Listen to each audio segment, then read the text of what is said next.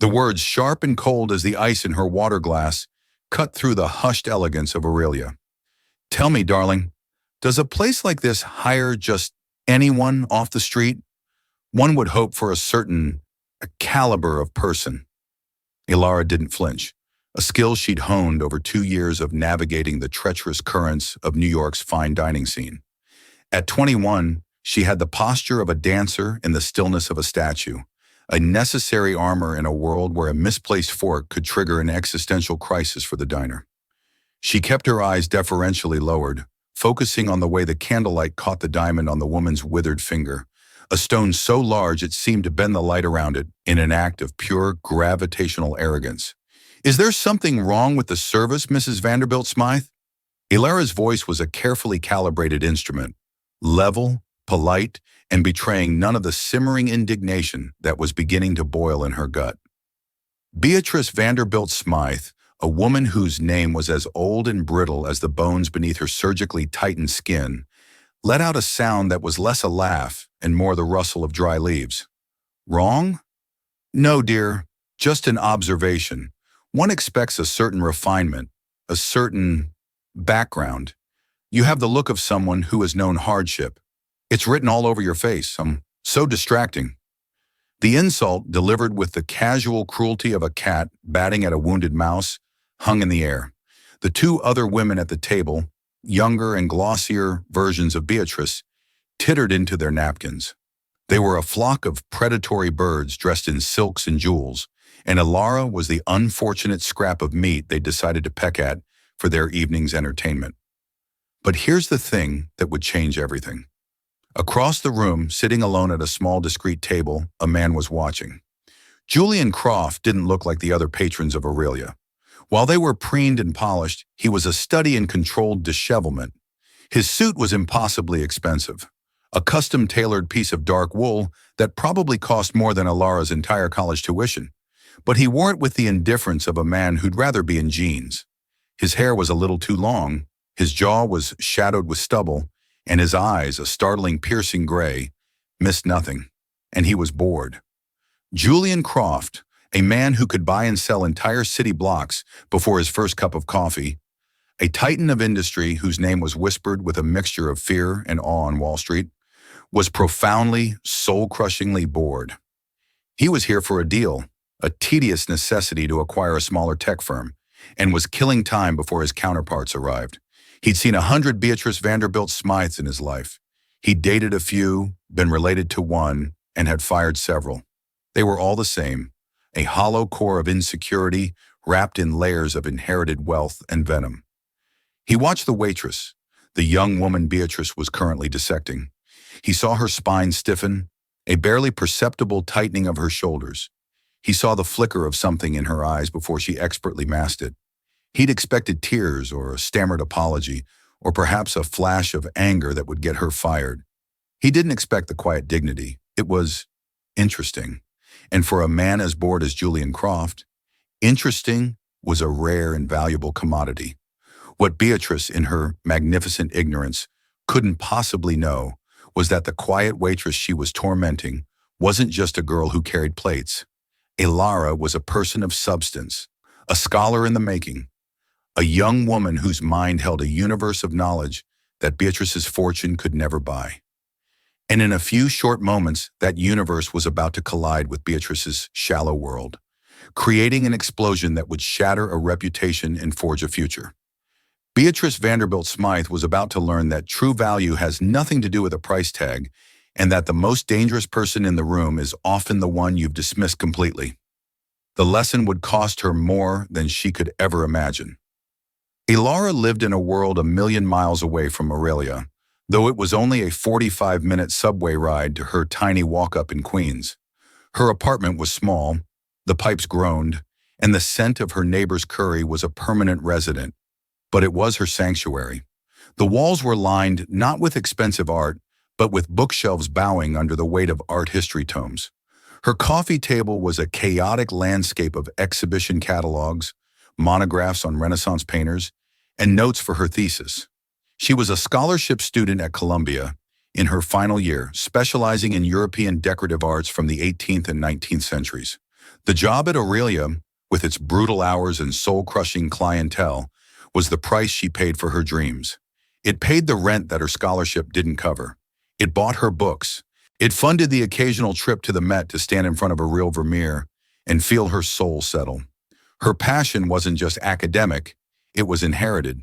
Her grandfather Thomas had been her entire world. He wasn't a wealthy man. He'd been a watchmaker, a quiet artisan who spent his days hunched over a workbench, coaxing life back into tiny, intricate mechanisms.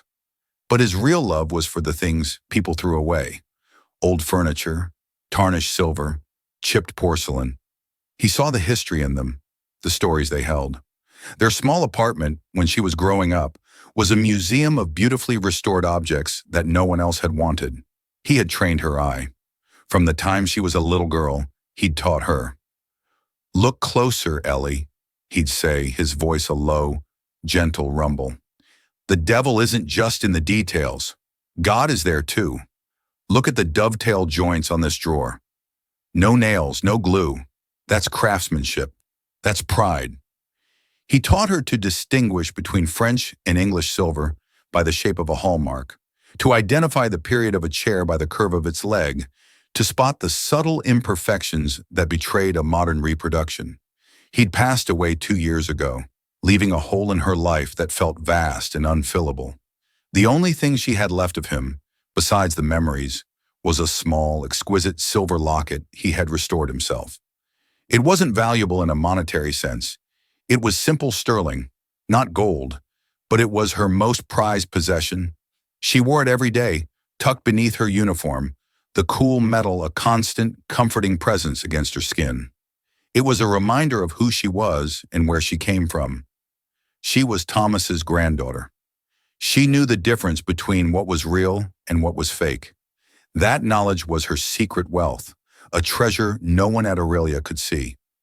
As she walked back to the kitchen, the echo of Beatrice's condescension ringing in her ears, she touched the locket through her starched white shirt. It grounded her. "Dignity, Ellie," her grandfather's voice whispered in her memory. "It's the one thing no one can take from you unless you give it to them." Back in the dining room, Julian Croft swirled the amber liquid in his glass. He found himself still watching the waitress. He'd seen her retreat to the kitchen, her back ramrod straight. He noted the economy of her movements, the precision with which she navigated the crowded floor. There was a grace there, an efficiency that spoke of discipline. She wasn't just going through the motions, she was a professional. He was a man who appreciated professionalism. His entire empire was built on it. He had a sixth sense for competence and an equal and opposite allergy to the performative, self-important nonsense displayed by people like Beatrice. His initial interest in the waitress sharpened into a quiet respect. He wondered what her story was. A student, probably. An actress? Everyone in New York was one or the other.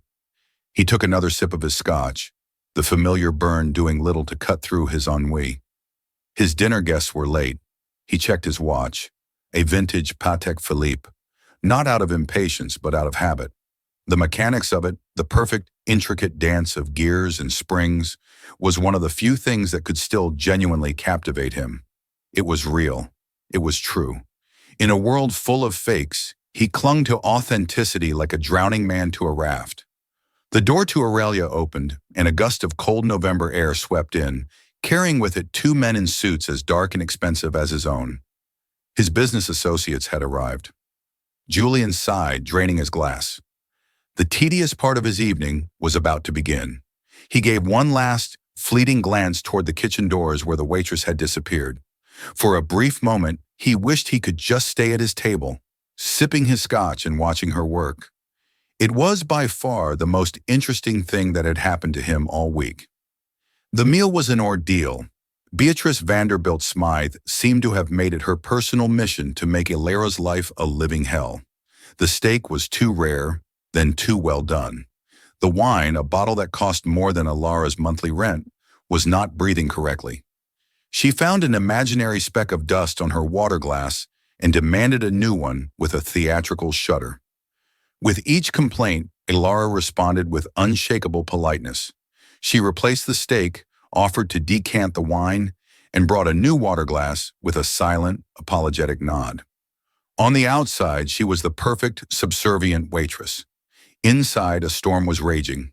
She imagined throwing the overpriced bottle of Bordeaux against the wall, watching the crimson liquid splash across Beatrice's pristine white Chanel suit.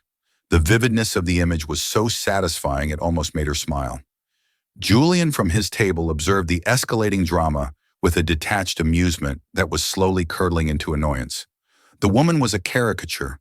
He could hear her shrill voice cutting across the dining room, a constant, grating noise. He saw the waitress enduring the abuse with a fortitude he had to admire. His own dinner was a predictable affair of corporate posturing and thinly veiled threats disguised as negotiation.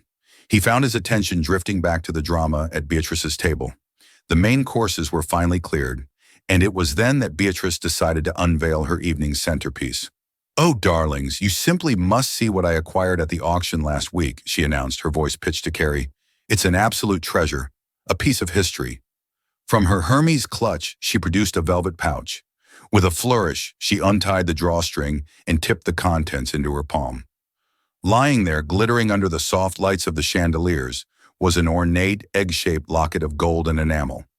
"A Romanov locket," Beatrice declared, her voice filled with smug triumph.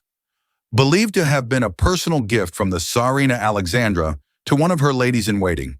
It was lost for a century. The provenance is impeccable, of course.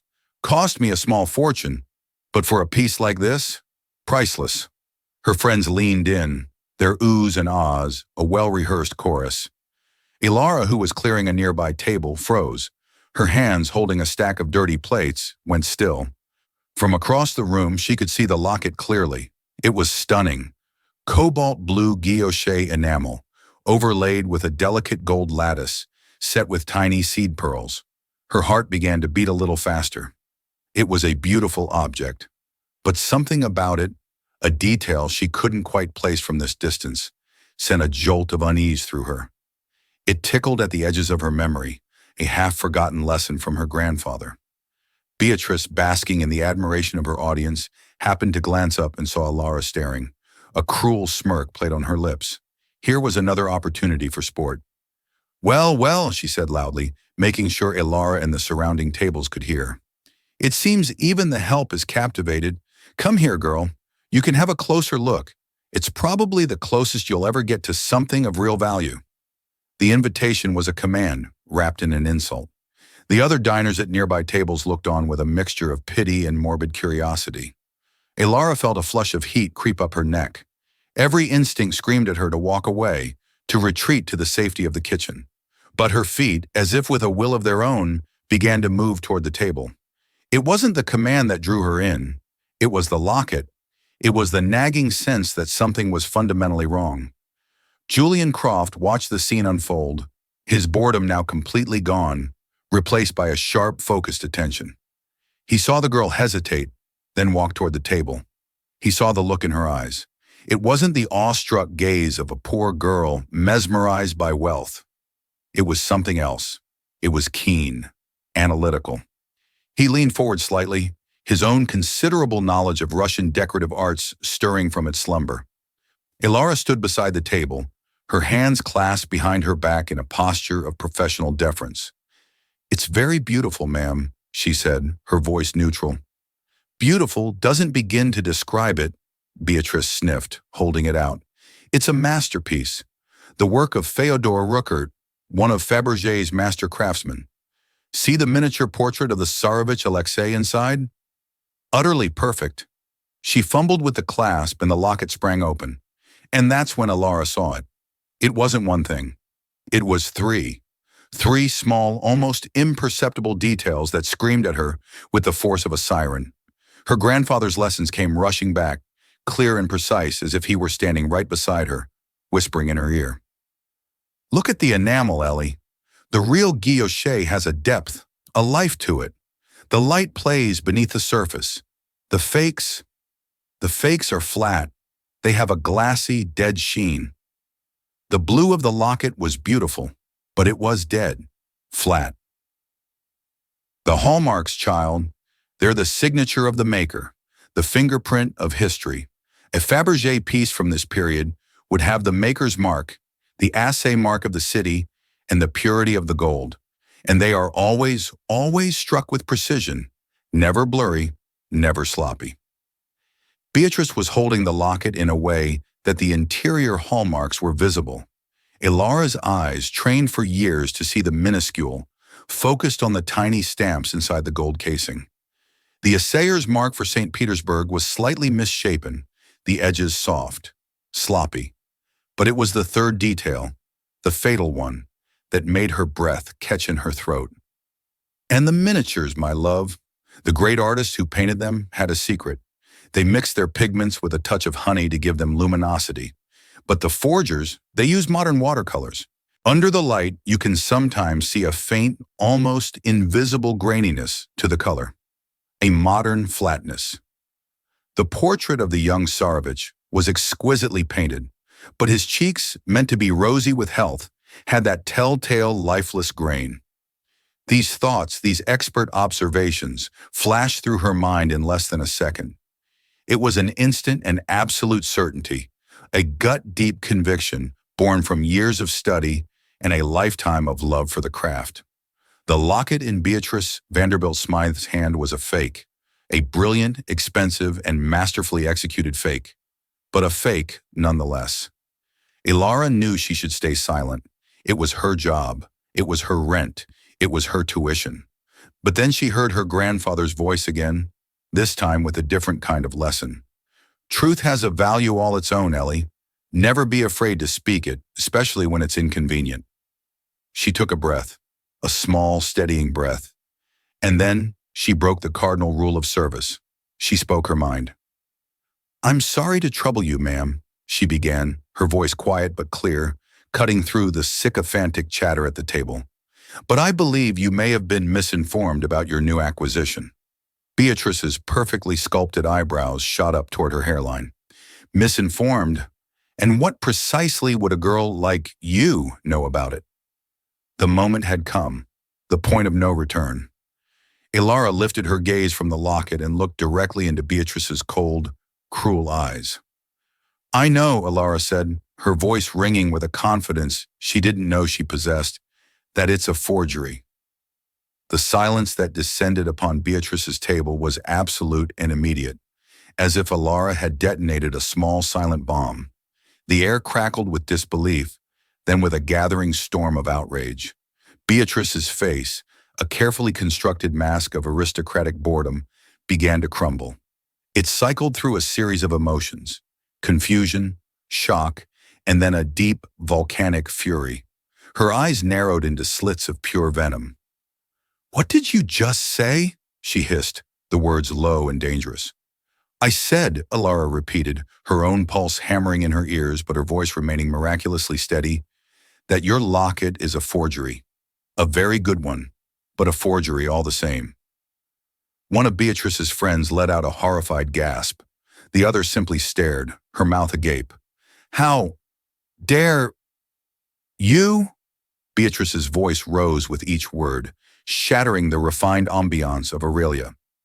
Diners at other tables turned to stare. "You insolent little nobody!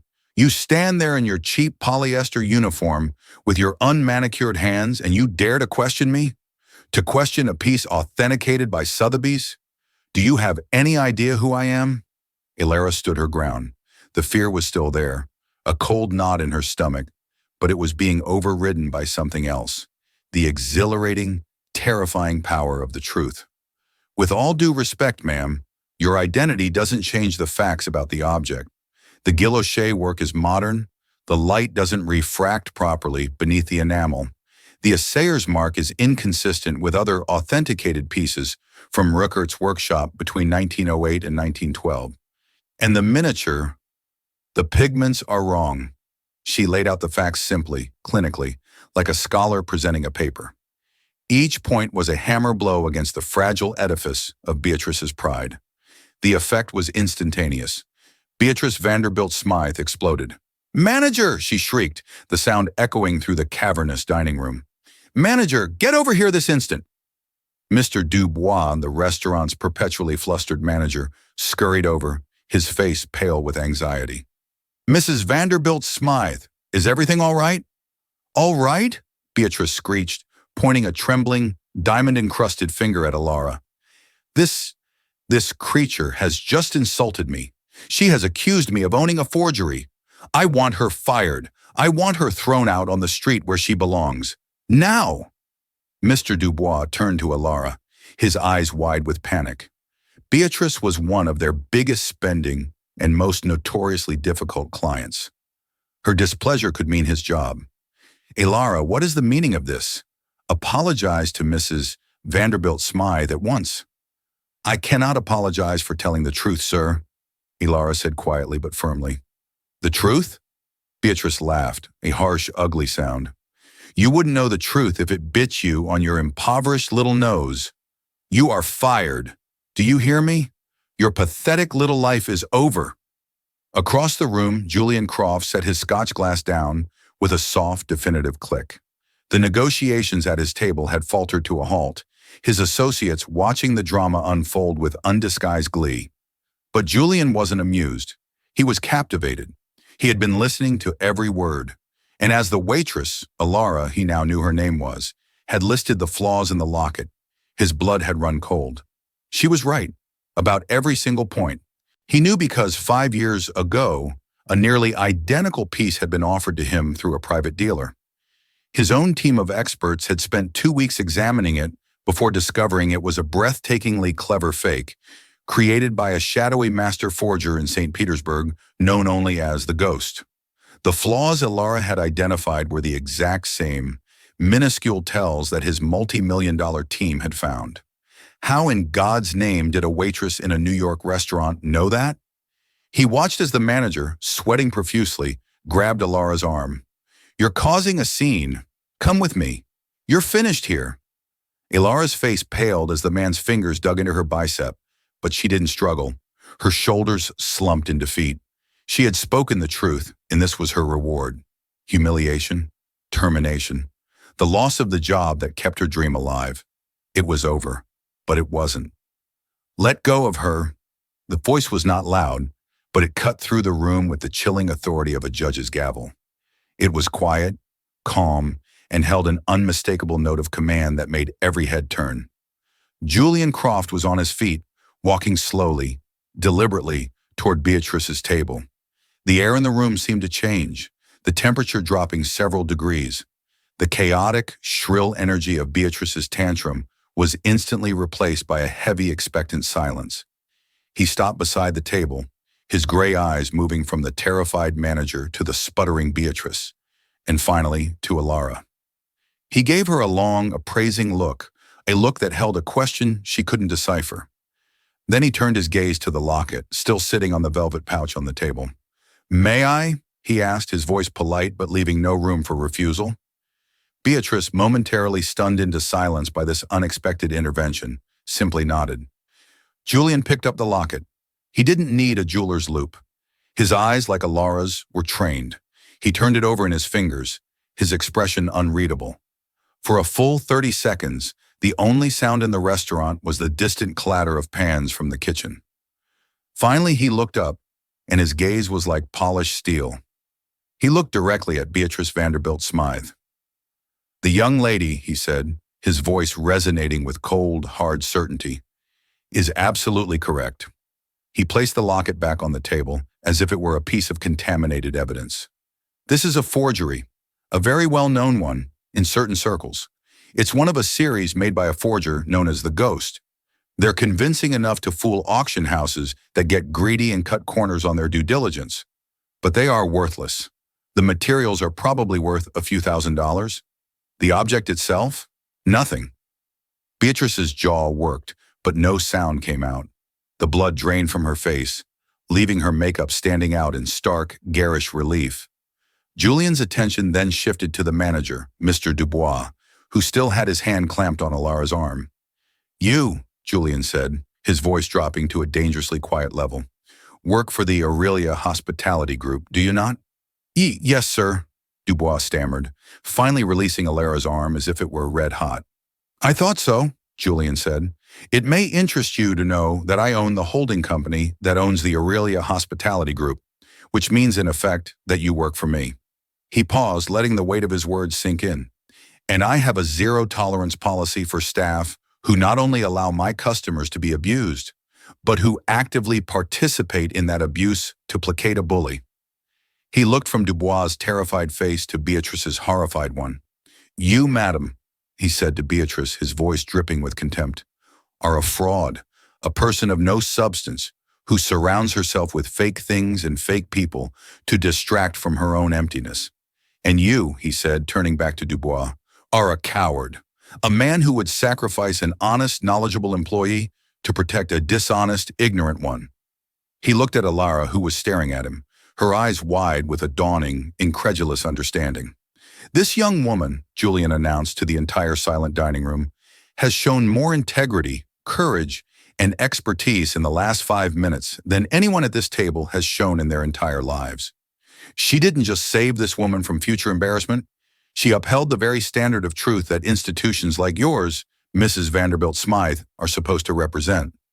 He turned back to the manager one last time. Mr. Dubois, pack your things. Your employment here is terminated, effective immediately. Have security escort him out.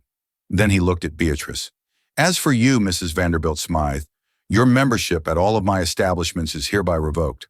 I suggest you finish your meal quickly. You will not be welcome here again.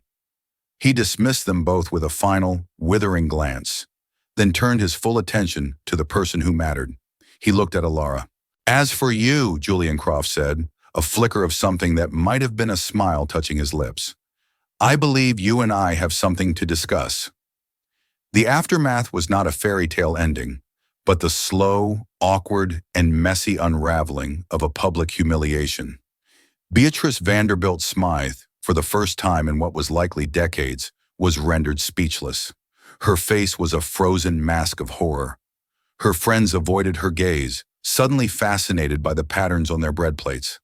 The news that her prized, 6-figure acquisition was a worthless fake exposed by a waitress in front of half of New York's high society was a social death sentence.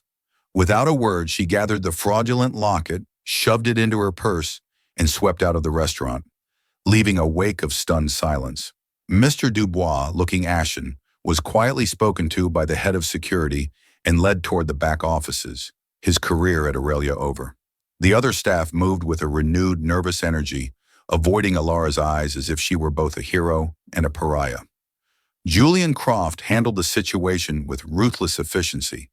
He had his associates conclude their business and leave before turning his attention to the restaurant's operations. He spoke calmly with the assistant manager, ensuring the rest of the evening would proceed smoothly. He made it clear that Alara was not to be disturbed, and that her full wages for the evening, along with a significant bonus for exceptional service, were to be prepared. Only then did he approach Alara, who was standing numbly by a service station, trying to process the cataclysmic shift that had just occurred in her life. Are you all right? He asked. His voice was softer now, the hard edge of command gone. I think so, she stammered. I thought I was going to be fired. Good people should never be fired for being right, he said simply. Cowards, on the other hand. He let the sentence hang. He led her to his now empty table and gestured for her to sit. A different waiter, looking terrified, rushed over to pour her a glass of water. The silence that followed Julian Croft's pronouncements was more profound than the preceding chaos. It was a vacuum, pulling all the air and sound from the cavernous dining room. Beatrice was gone, a ghost of Chanel No. 5 and humiliation lingering in her wake. Mr. Dubois had vanished, escorted away like a disgraced courtier. The other diners, having witnessed a public execution of social standing, now studiously avoided looking at the epicenter, at the small table where the titan of industry sat opposite the waitress who had started it all. Alara's hands were trembling in her lap. She was staring at the water glass a terrified waiter had placed before her, watching the condensation trace slow, cold paths down its side. It was a focal point in a world that had just been spun off its axis, fired, rehired, vindicated, terrified. The emotions were a tangled, vibrant mess in her chest. Drink the water, Julian said. His voice was no longer the weapon it had been moments before. It was quiet, measured, and held a note of surprising gentleness. Your body is in shock. It will help. She obeyed numbly, the cool liquid a shock to her system. She could feel his eyes on her, not with the predatory assessment of a businessman, but with the intense, focused curiosity of a scientist who had just discovered a new element. I have a rule, he began, leaning back slightly in his chair, the picture of control. I never act on impulse. Every decision, every acquisition, every word is calculated. Tonight, I broke that rule. For you. He paused, letting the statement settle between them. I need to understand if my investment was sound. Tell me, Alara, not what you know, but how you see. The question was unexpected. Not, how did you know, but how do you see? It was a question her grandfather might have asked. For the first time that night, the tight knot of fear in her stomach loosened, replaced by a flicker of something familiar, something that felt like home. My grandfather, Thomas, she began, her voice still shaky. She told him then, not just the facts, but the feeling. She described the scent of oiled steel and wood polish in Thomas's workshop, the weight of a Georgian silver spoon in her 6-year-old hand, the hushed reverence with which he'd explained the patient art of a dovetail joint. She didn't just list the lessons, she painted a picture of the man who had taught her that the soul of an object was written in its details, in the honest marks of the maker's hand, the loving wear of the owner's touch. He called them fingerprints of truth, she said, her voice growing stronger as she lost herself in the memory. He said a forger can replicate a design, but they can't replicate the history. They can't fake the life an object has lived. The modern enamel on that locket, it was like a face with no lines. Too perfect, too sterile. The marks inside, they were clumsy. A real master craftsman, a Fabergé workmaster, his mark would be struck with pride. It would be sharp, confident. This was hesitant. It was a lie whispered instead of a truth declared. Julian listened without interruption, his gaze unwavering. The world of Aurelia, with its clinking crystal and hushed conversations, faded into the background. There was only the table, the two of them, and the ghost of a kind old watchmaker. In her words, Julian recognized a language he understood perfectly, not from the world of art, but from his own. He thought of the intricate, flawless mechanics of his Patek Philippe, the cold precision of a well-written line of code, the elegant structure of a perfectly leveraged buyout. He, too, spent his life searching for the fingerprints of truth in a world of forgeries, be they on balance sheets or in the promises of men. He had built an empire on his ability to distinguish the real from the fake. This man you call the ghost, Alara said, the academic in her taking over. I've read about him. Unsubstantiated monograph mentions, whispers in auction house footnotes. A master forger active in the early 2000s, specializing in Romanov-era objets d'art. Believed to be Russian, never caught. His work is legendary for its technical brilliance and its psychological failure. Julian's eyebrows lifted. Psychological failure? He perfectly reproduces the object, she explained, her initial nervousness now completely replaced by the passion for her subject. But he doesn't understand the soul. He forges the item, but not its intent. A gift from a Tsarina to her lady-in-waiting is an intimate thing. It carries a weight of emotion, of shared history. The ghost's work is cold. It is technically perfect, but emotionally void. He is a brilliant technician, but a poor storyteller. A slow, genuine smile spread across Julian Croft's face. It was a rare thing, and it transformed his severe features completely. A poor storyteller, he repeated softly.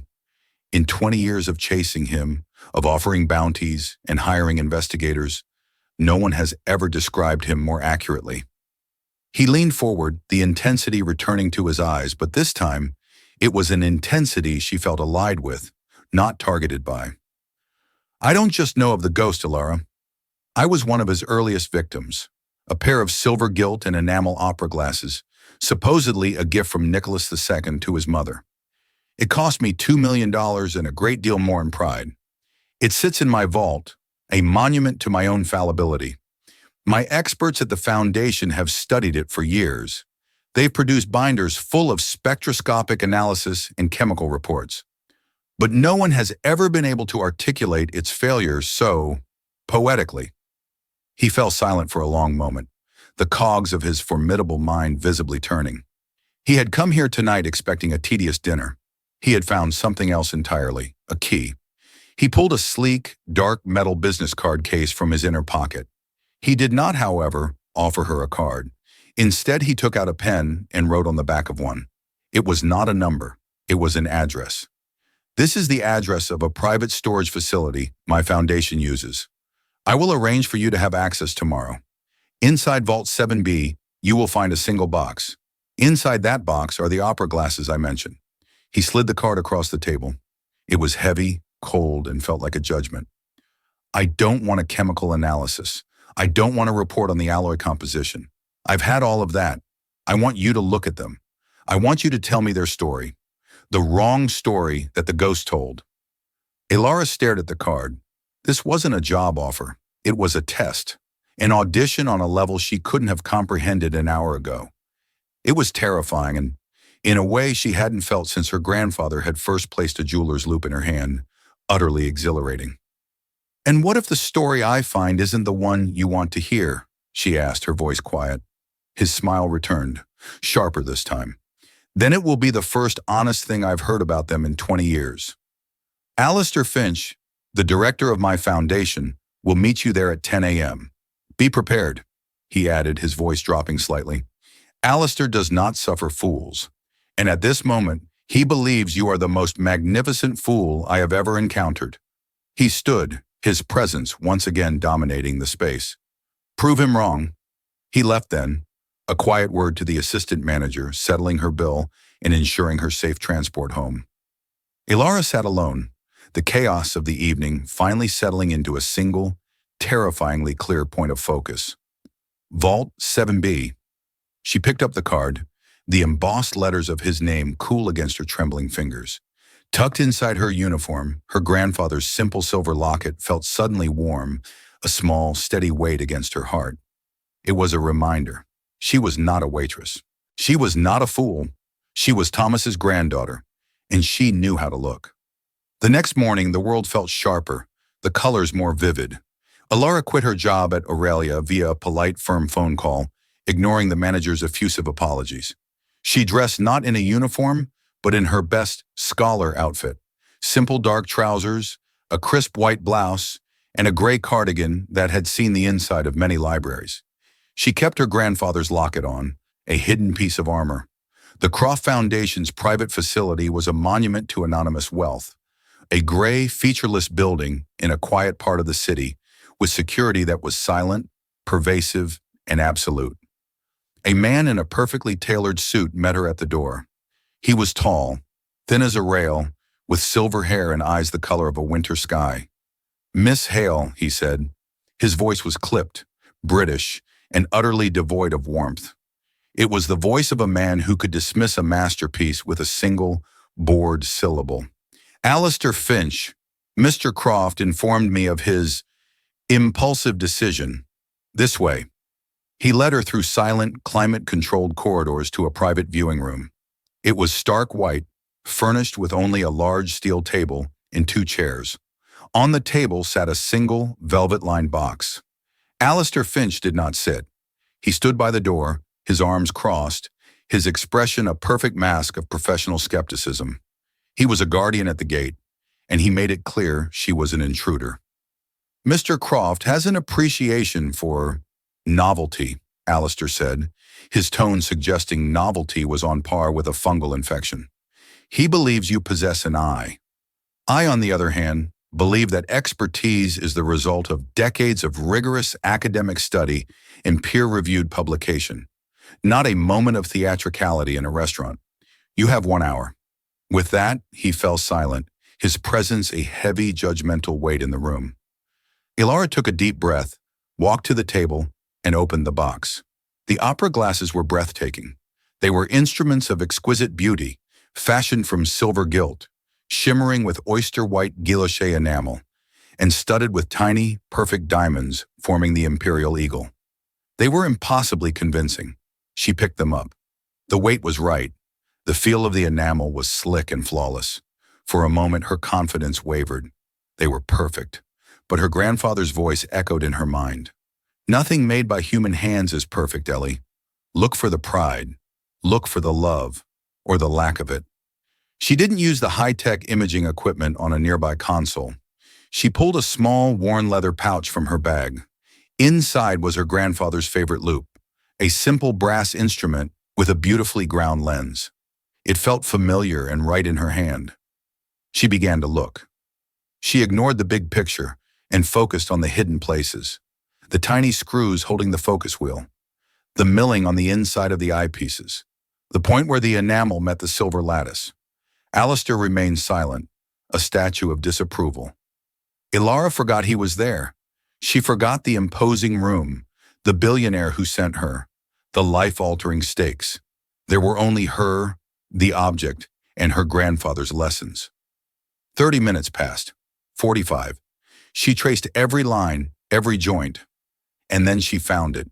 It wasn't a flaw in the diamonds or a mistake in the enamel. It was a tool mark.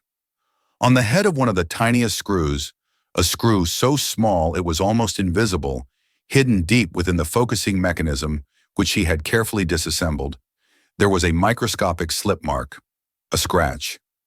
A master craftsman from the Fabergé workshop would never have let such a piece leave with a visible flaw, no matter how small. He would have disassembled it, polished the screw head until it was perfect again, or simply made a new one. Pride would not have allowed it. This scratch spoke not of incompetence, the rest of the work was too fine for that, but of something else, impatience, a desire to finish the job, not to perfect it. It was the mark of a man who was mimicking the motions of genius, but did not possess its soul. But that was only half of it. As she held the loop to the enameled surface, she noticed something else. The pattern beneath, the engine-turned design, was perfect, too perfect. The geometric waves were mathematically, inhumanly precise. She remembered a lecture at Columbia. The Rose engines used by Fabergé's craftsmen were magnificent, but they were still 19th century machines, with tiny, inherent eccentricities. They imparted a character, an almost imperceptible organic quality to the patterns. This pattern had the sterile perfection of a computer-aided design. The ghost wasn't just a forger, he was a modern one, using modern tools to replicate an old-world process. She carefully reassembled the glasses. She looked up at Alistair, whose expression had not changed, though she noted he had moved a few feet closer to the table. He wasn't a craftsman, Ilara said, her voice clear and steady in the silent room. He was an engineer. Alistair's eyebrow twitched, the first break in his composure. Explain. A craftsman, a Fabergé workmaster, he thinks in terms of beauty and tradition. He would have started with the enamel, the body, the aesthetic. The mechanics would serve the art. This was built from the inside out. The mechanical components, the lenses, the focusing mechanism, they are of a quality and precision that is almost anachronistic. The art was then applied over it, a beautiful but hollow skin, and the artist who made the skin was in a hurry. He was arrogant. He believed no one would ever look deep enough inside to see his tiny mistakes, because they would be blinded by the exterior. She pointed to the opera glasses. You haven't been looking for a forger. You've been looking for an artist who lost his way. You should be looking for a brilliant engineer with a sociopath's appreciation for art and a profound contempt for the people who buy it. Silence. Alistair Finch walked to the table. He picked up her grandfather's simple loupe, then the opera glasses. He looked at the spot she had identified.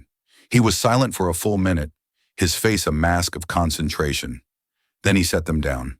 He looked at Ilara, and for the first time, his winter sky eyes held a flicker of something other than disdain. It might have been respect. The foundation has an opening, he said, his voice as dry as ever. Junior curatorial intern. The work is demanding, the pay is modest, and you will spend most of your time in the archives. I would expect you to be here at 8 a.m. Monday morning. He did not wait for an answer. He turned and walked out of the room, leaving her alone with the $2 million lie and the key to her entire future. Life in the archives was a quiet heaven. Ilara traded her server's uniform for soft cardigans and the scent of old paper and bookbinding glue. Her world became one of provenance records, auction catalogs, and the patient translation of 19th century letters. She worked with a silent, focused joy that Alistair Finch observed with grudging approval. She was not a novelty, she was a serious, dedicated scholar. She saw Julian Croft rarely, but his presence permeated the foundation. He was a force of nature, sweeping through on his way to meetings that shifted global markets. But whenever their paths crossed in the hushed corridors, his eyes would meet hers with a flicker of shared understanding. She was his sound investment, and she was diligently proving her worth. Her primary project, assigned by Alistair, was the Foundation's Poison Cabinet, the small but exquisite collection of forgeries they had acquired over the years, chief among them the works of the Ghost. Her job was to catalog them, to write the story of their deceptions. For months she lived with them, studied them, absorbed their cold, technical brilliance. She was not just looking at fakes, she was learning to think like their creator. She began to see his patterns, his tics, the signature of his soulless genius. He favored complex mechanics hidden by flawless surfaces. He was obsessed with historical accuracy in all the most obvious places and dismissive of the small, emotional details. One afternoon, while cross-referencing the acquisition file for a forged Fabergé photograph frame, she found an old note from the original investigation 20 years prior. It mentioned the dealer who had sold the piece to Julian, a man named Sergei Volkov, who had disappeared shortly after. The note mentioned that Volkov was not just a dealer, but a former aerospace engineer from a prestigious Moscow institute who had emigrated after the fall of the Soviet Union. An engineer. Her heart began to beat faster. She pulled the files for every ghost forgery. In 3 of them, the name Sergei Volkov appeared as the original dealer or consultant. It was a faint thread, but it was there. She spent the next week digging, not through art history databases, but through engineering journals and immigration records. She discovered Volkov had patented a new type of high-precision lens grinding machine in the late 1990s, a machine that would be perfect for making, say, flawless opera glasses. She felt the thrill of the chase, the slow, satisfying click of puzzle pieces falling into place. She realized the ghost hadn't vanished. He had just changed his craft. He was a man who hid beauty over mechanics. What if he was now hiding in a field where mechanics were the beauty? On a hunch, she searched for his name in connection with another of Julian's passions: horology, watchmaking. And there it was, a small, independent, but highly acclaimed watchmaking company called Volkov Mechanica, renowned for creating breathtakingly intricate, avant-garde timepieces. The founder was a reclusive genius named Sergei Volkov. The name was slightly different, but the biography matched. A former aerospace engineer from Moscow.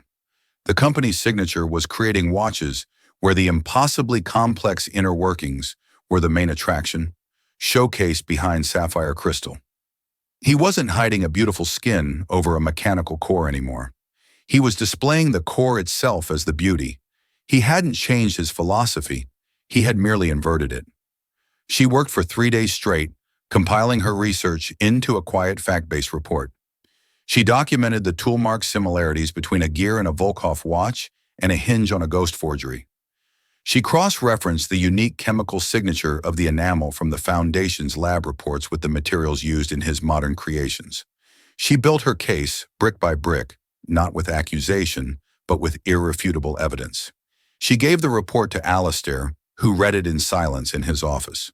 When he was done, he looked up at her, and the last of his skepticism was gone, replaced by pure, unadulterated astonishment. "My God," he breathed. "He's been hiding in plain sight all this time." That evening, she was summoned to Julian Croft's office. It was the first time she had been there. It was a vast, quiet space overlooking Central Park at dusk. He was not behind his desk. He was standing before a large, climate-controlled display case. Inside, on a simple black stand, sat the fake opera glasses. He turned as she entered, her report in his hand. "Sergei Volkov," he said, his voice a low rumble of dark satisfaction. "You found him. You did what millions of dollars and a team of private investigators could not. You didn't just look at the object, Alara. You read his mind." "I just followed the story," she said softly. The one my grandfather taught me to read. He would be proud, Julian said, and the simple words filled her with more warmth than any praise. He walked toward his desk. Alistair informed me this morning that your internship is over. He also informed me that if I allow you to leave the Foundation, he will tender his own resignation and dedicate the rest of his life to making my existence a misery. He is a very creative man, so I take the threat seriously. He looked at her, his gray eyes serious. We are creating a new department, the Department of Authenticity. It won't just be about acquisitions. It will be an active pursuit, identifying and tracking the new generation of forgers, developing new methods of detection, consulting for museums and governments. It will be a bastion against the fake in a world that is drowning in it. I don't want you to run the archives, Alara. I want you to build and lead it, as its director. The air rushed from her lungs. Director. It was a title, a future, so far beyond the scope of her dreams that it felt like a foreign language. Yes, was all she could manage to breathe. He nodded, a flicker of that rare smile touching his lips. I thought so. He gestured for her to follow him, not out of the office, but through a discreet door at the back. It led to a small private workshop. It was not a sterile lab, but a true craftsman's space, with a watchmaker's bench, delicate tools arranged in perfect order, and the scent of oil and metal. It reminded her so powerfully it ached of her grandfather. This is where I come when the world becomes too loud, Julian said. Too fake. He picked up a small, exquisitely complex watch movement from the bench. Truth is here, in the balance of a wheel, the tension of a spring. It's what you and I understand. It's the only thing that matters. He set the movement down and turned to her. Your first official act as director will be to accompany me to Geneva next month. We will be paying a visit to Mr. Volkov. He doesn't know it yet, but he is about to become a very significant benefactor to this foundation's work. The cold promise in his voice was chilling, but Alara felt no fear. She felt a sense of rightness, of a circle closing. Standing there in that quiet workshop, high above the glittering, unreal city, she felt the cool weight of her grandfather's locket against her skin. It was not a Romanov treasure. It was not a masterpiece of engineering, but its story was true. It was a story of love, of legacy, of a quiet man who had taught his granddaughter to see the world not for what it pretended to be, but for what it truly was. And that, she now knew, was a power greater than any fortune, a gift more priceless than any jewel. She was home,